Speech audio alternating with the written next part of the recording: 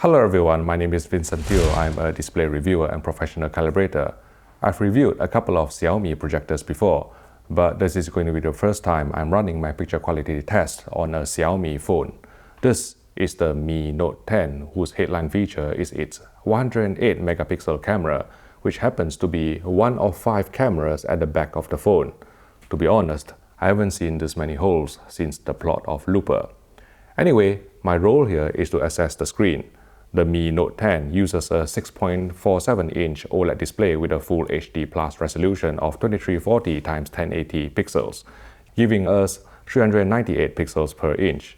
As is the case with all AMOLED phones we've tested to date, the subpixels are arranged in a pentile diamond array. The phone's spectral power of distribution exhibits beautifully distinct red, green, and blue curves, allowing for impressive white color gamut coverage. We measured the Xiaomi Note 10 to achieve nearly 100% of DCI-P3 UV and 82% of Rec 2020. Despite very little drop in contrast and color saturation of axis, a tint will be introduced from an angle, though this is mostly only noticeable on full screen white. Screen uniformity on our review unit was excellent, with no sign of banding, dirty screen effect, or color tinting, although the curved borders of the screen would appear darker and cooler in color temperature. Being OLED, the screen did show some image retention even after displaying a white window against a black background for only 5 seconds, but it went away within 5 seconds too. The teardrop-shaped notch which contains the front-facing camera sits along the top of the screen, and Xiaomi provides a couple of ways to hide the notch, although if you wish to watch YouTube videos zoomed in to fill up the screen, the notch would be visible though less intrusive than the notch on iPhones. 3 picture modes are available on the phone, which can be changed by tapping on display, then color scheme from the settings menu.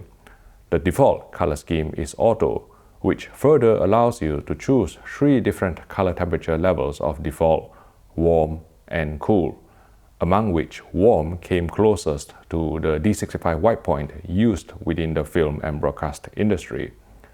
However, with color scheme set to the default of auto, the color gamut will be locked at DCI-P3 and so will look oversaturated for Rec 709 or sRGB SDR content.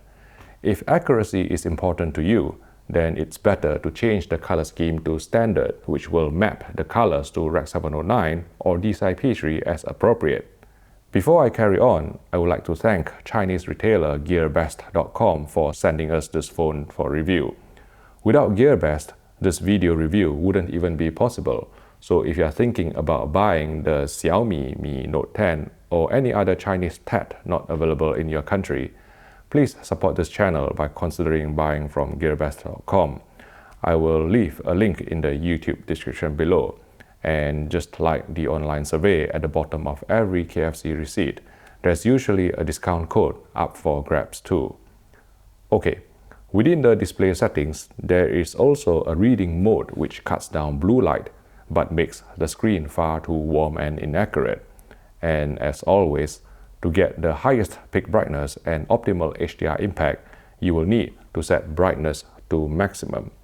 In SDR mode with color scheme set to standard, peak brightness measured 435 nits on a 10% window and 390 nits fulfilled on our review unit, although this figure could go higher in brighter ambient lighting with color scheme left at the default of auto. Unlike the Samsung Note 10 Plus, there is no further increase in peak brightness in HDR mode, and so the electro-optical transfer function or EOTF slightly undertracked the ST2084 PQ standard pretty much throughout the entire luminance range. Nevertheless, because of OLED's pixel-level light control, HDR videos still came through with sufficient pop, and it's only during side-by-side comparison with other brighter phones that you'll notice the somewhat darker HDR picture. Even though the Mi Note 10 managed to resolve up to 4000 nits on this white clipping test pattern from diversified video solutions, the phone paradoxically blew out more bright highlight detail in certain scenes from the demo loop of the Spears & Munsell UHD HDR benchmark disc. Similar levels of specular highlight clipping could be seen in the Netflix app, as well as in the YouTube app. Perhaps even a peak brightness of 400 plus nits on the Mi Note 10 wasn't enough for the specular highlights to be clearly expressed in comparison with the 1000 plus nits on the Samsung Note 10 Plus. With color scheme set to standard, colors in general looked natural enough, and in certain shots exhibit less of a fluorescent effect than the Samsung Note 10 Plus. Gradation quality of HDR videos was similar to the Samsung, with some polarization visible not only on red, green, and blue color ramps, but also actual HDR footage. Could this be endemic to all Android phones? I guess we will know more if we manage to get our hands on the Sony Xperia 1 to review. Otherwise, the YouTube app on the Mi Note 10 understandably topped out at 1080p in resolution, and after the latest update, the internal Mi Video app crashed frequently upon HDR video playback, requiring us to uninstall the update. In summary, the HDR picture quality of the Mi Note 10 wasn't quite as good as the iPhone 11 Pro Max or the Samsung Note 10 Plus due to lower peak brightness and more clipping of specular highlight detail. But then it's quite a bit cheaper too, with a street price of around $440 at the time I filmed this video at the start of December 2019. And it even comes with a free case. Again, I stress that there are probably many factors that are more important to you when buying a phone, such as operating system, camera quality, battery life, and price. But hopefully this video at least will give you some idea of the screen quality of the Xiaomi Mi Note 10. If you found this video useful, please click the like button and subscribe to the HDTV Test YouTube channel for more videos like this.